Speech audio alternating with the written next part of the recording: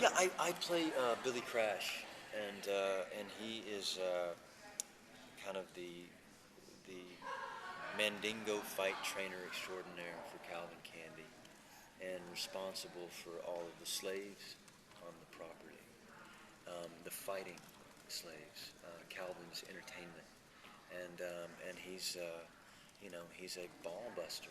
He's a ruthless guy, and he's part of the system that that supports this way of life. You know, he's a not just a cog in the wheel. He's one of the spokes. You know, and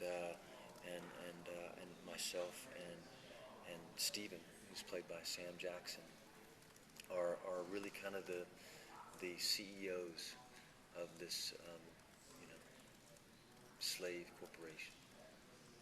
So how do you come to terms as a person with your character doing these things that you as an individual might just consider to be horrible?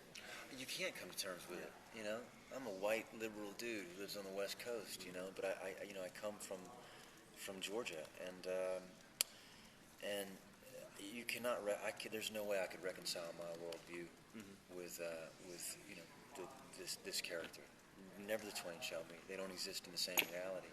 But we're also not in 1840. Sure. You know, and it was a in the retelling of any country's history, there are victims, and there are people that perpetuated the violence against those people, the subjugation of those people, and I'm one of the guys, one of the main guys that Quentin needed in order to tell that story, you know, and at the end of the day, you just feel like.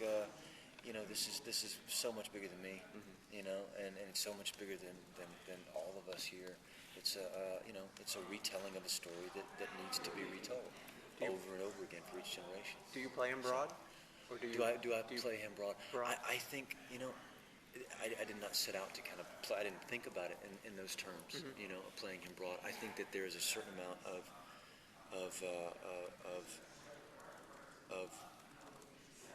realism, and then, to use your term, like broad when it comes to the absurdity, inherent in all of Quentin's characters. Right. You know, but I think if at one, Billy Crash is a cool fucking guy. Okay. He's a really cool guy, and in some ways, I can't wait to see how people are able to kind of reconcile appreciating the way he walks, maybe. Okay. Or the way he touches his gun, or the funny fucking things that come out of his mouth with the violent acts that kind of follow. Right. You know, and that's what Quentin is able to do better than anybody. Kind of walk that line. Yeah. So how does Billy Crash reconcile that stuff?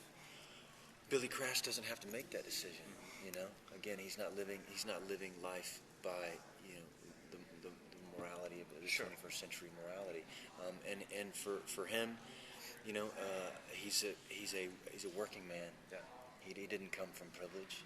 He's not he doesn't have the wherewithal. He doesn't own slaves personally, and he has scratched and clawed his way up the economic ladder in order to get a seat next to the king. And his agenda is to keep his butt in that seat, the same way it is for Stephen and Sam Jackson. And so, you know, that's really interesting. That's another part of the story. You know, like the economic kind of strata of it all, of the white strata, right? And so to kind of play it, you know, that way, just seemed very real to me. How important was rehearsal to your process? Because I've been told in the past that sometimes on some of his films, Tarantino likes to go into in-depth rehearsals before getting on the set. What was it like on this? In-depth rehearsals. How long did you have? You know, sometimes depending. I mean, on was the it scene. weeks or? Depending on the scene, sometimes it would be like no, it wasn't like weeks pre-production. For me. So it wasn't weeks pre-production for me. weeks. No, okay. it wasn't weeks for me. I was working at the time, so it wasn't weeks for me. It was weeks for these guys. For Christoph and Leo, I think, and Sam, and Jamie, I'm sure. So, but we would kind of get there, and then we would have, we would talk 3, 4, 5 hours, and Quentin would just work with it, in the room, and I'm a guy who reads a script 250 times. I read it over and over and over and over and over and over and over again until it has no meaning. And then, by virtue of approaching it that way, whenever you speak, it has real meaning, and it can kind of come out a million different ways, you know, and be believable. So you rehearsed a couple days before you started shooting? No, man. He was rehearsing as the shooting was going on. Oh, so you would spend 3 hours on set, not shooting, just kind of rehearsing Well, sometimes? we rehearse on Sundays, Oh, okay. you know, and yeah, at the beginning of the scene, you know, things that they had already kind of rehearsed. Right, before, right. We kind of go into it. Yeah. There was a lot of rehearsal going on, and I love that. I in the land of television, the land of cable where I come from, you know, you don't get to do that. We do our shows in 7 days, and I think that they're, you know, some of the best words on television, both The Shield and Justified. But well, thank you.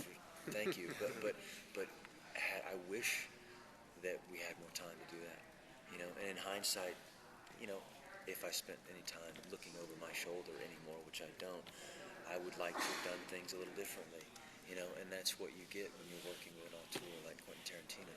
You get the opportunity to really fucking spend some time and talk about it. Think about it. What does this mean? Really, what does this mean? And it's tantamount to making movies like they made them in the 70s, man. I'm telling you, like, I feel like out of this entire cast, you know, I'm the guy who ate the canary. You know, like You've had a good year. because I have the biggest fucking grin on my face. I felt like sitting in front of that panel, like I was one of the 6,500 people in that auditorium who got an opportunity to sit in that seat. I've been doing this a long time, man. But I know, I feel like whether anybody likes the movie or whether they don't like the movie, it doesn't matter. For me personally, I feel like I'm living my own version of film history. And I have not taken my eye, I've not closed my eyes once. You know, I'm exhausted because they've been open so goddamn long. But Did he show you some movies to look at? not me specifically. You know, I mean, he showed movies every Sunday. You know, and the Sergio Corbucci Theater that he kind of established there on stage. It's you know, he loves it so much that, you know, you can get a film history class through his retelling of the story behind one movie.